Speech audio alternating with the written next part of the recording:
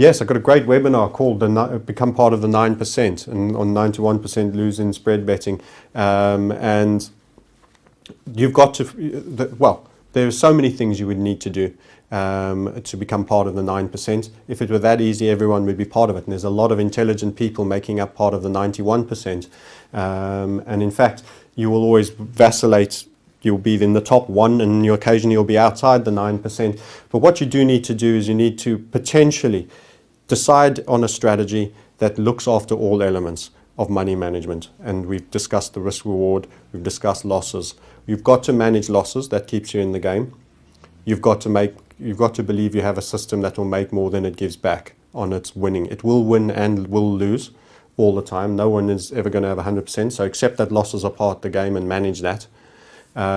Become as systemic as possible in determining what your setup is. So the more it can be reduced to logic, the better, and the tighter. And then you need to stick to the system as systemically as possible as well, which most people are incapable of with emotions, particularly after, say, 3 losses. You'll be snakebite fearful, and after 3 wins, you'll be piling on twice the size.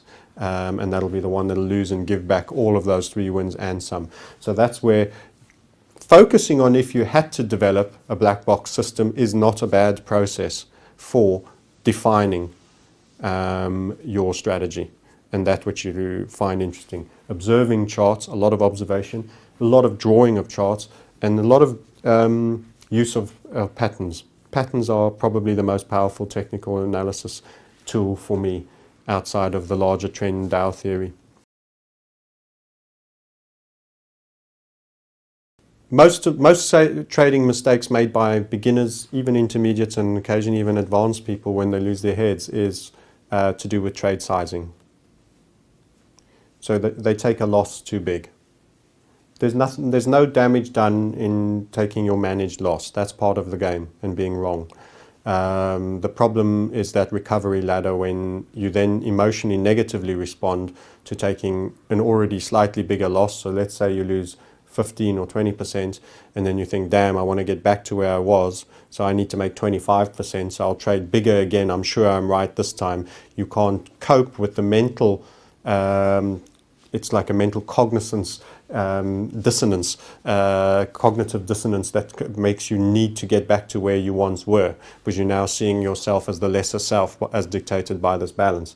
And that then pressurizes you into trading bigger again on what looks like a sure thing. But now you're punch drunk because you must find an opportunity quickly. And it's not a sure thing. It's the first thing you grabbed hold of that best represents a possible trade.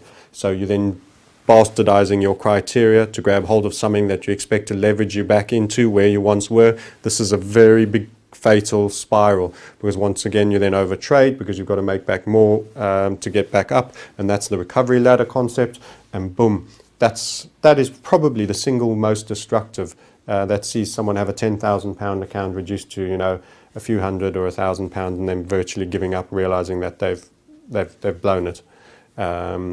Size.